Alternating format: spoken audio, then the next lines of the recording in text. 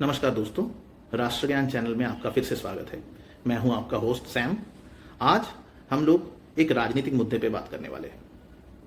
आप सबको पता ही होगा, दिल्ली के चुनाव में भाजपा 48 सीटों में जीत हासिल की थी और 10 दिन के बाद हमें दिल्ली के अगले मुख्यमंत्री का नाम पता चला है। रेखा गुप्ता भाजपा की तरफ से चुने गए हैं अगले मुख्यमंत्री के रूप में। अब ये चयन कैसे हुआ, इसके पीछे का कारण क्या है, इसको लेके आज हम चर्चा करने वाले हैं। और इसके बाद ऑफ कोर्स मैं आप लोगों से भी आपका राय, आपकी सोच जानना चाहूंगा।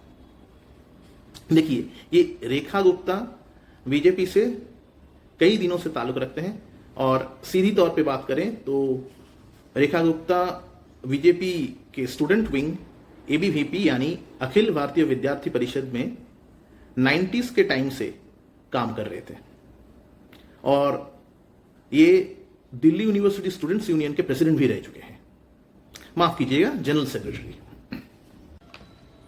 अब उसके आगे आज तक का रास्ता उन्होंने कैसे तय किया, चलिए उसके बारे में बात करते हैं। 2007 में वो एमसीडी के चुनाव लड़े और काउंसिलर बने थे नॉर्थ पीतमपुरा से और वो ऑलरेडी साउथ दिल्ली के मेयर भी रह चुके हैं। अब इस वक्त लोगों को पता चला है उनके एडमिनिस्ट्रेशन की कैपेबिलिटी को लेके, वो काबिल एडमिनिस्ट्रेटर है या नहीं, ये भाजपा के सीनियर लीडर को, लीडरशिप को पता चला है। मुझे लगता है दोस्तों, कहीं ना कहीं ये एक अहम भूमिका निभाई है आज उनके मुख्यमंत्री पद के चयन के वक्त पे। अब बीजेपी को 10 साल की आम आदमी पार्टी के सरकार के जाने के बाद एक नया चेहरा दिल्ली में मुख्यमंत्री के रूप में चाहिए था, जो कि एकदम फ्रेश और जिनके ऊपर कोई आरोप नहीं है। ऐसे लीडर के खिलाफ बोलना कभी थोड़ा मुश्किल भी होता है, क्योंकि अपोजिशन पार्टी को भी थोड़ा वक्त देना पड़ता है उनके खिलाफ कुछ बोलने के लिए, क्योंकि ये फ्रेश चेहरा है, इनके खिलाफ अभी तक कोई कंट्रोवर्सी नहीं है, तो इनके खिलाफ बोलने के लिए भी थोड़ा वक्त चाहिए, ताकि जब वो गलतियां करे कहीं ना कहीं पे उनके एडमिनिस्ट्रेशन में, उसके बारे में अपोजिशन पार्टी बोल पाए। क्योंकि ये पुराने की कोई भी कंट्रोवर्सीज को साथ में लेके नहीं आ रहे हैं, जिसके ऊपर अभी से अपोजिशन पार्टी बात करना चालू करे। ये एक बहुत बड़ी एडवांटेज है जो बीजेपी लेने की कोशिश की है। अगर आप इसके आगे भी देखें तो बीजेपी के साथ तो इनका पुराना रिश्ता था ही, उसके साथ आरएसएस का भी ये काफी क्लोज माने जाते हैं। तो आप सबको पता ही है, बीजेपी और आरएसएस में एक क्लोज कनेक्शन कहीं ना कहीं पे तो है, तो ये एक प्लस पॉइंट के हिसाब से काम किया है इनके चयन के टाइम पे। अगर आप इसको छोड़ के भी देखें तो ये एक महिला है और चुनाव में पुरुषों से ज्यादा महिलाएं वोट डाली हैं और इसका फायदा बीजेपी को मिलता हुआ दिखाई दिया है।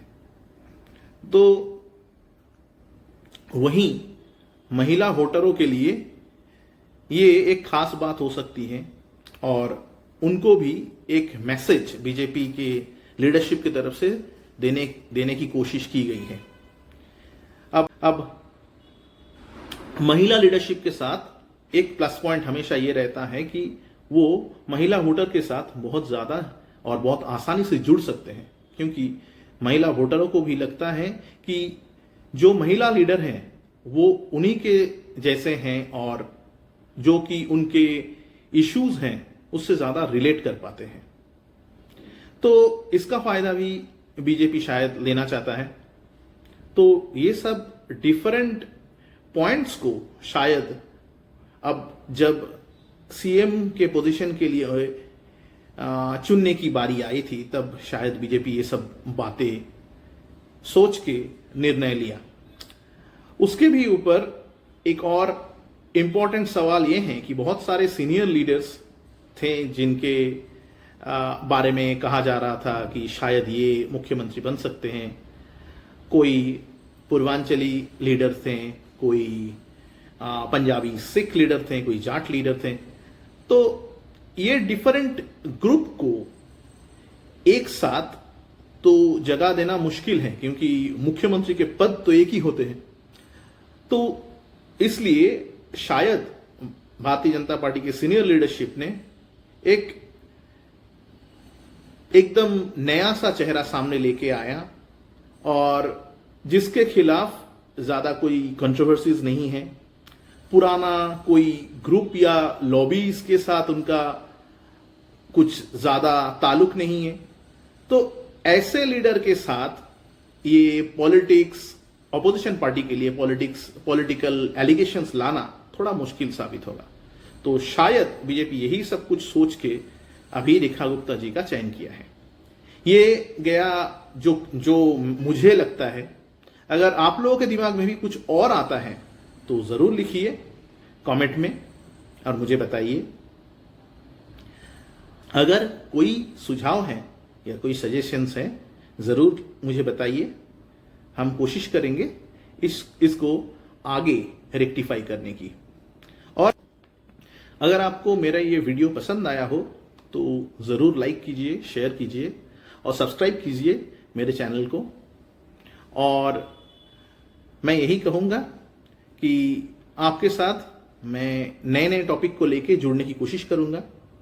तो मिलेंगे फिर से नए वीडियो लेके। Thank you, bye.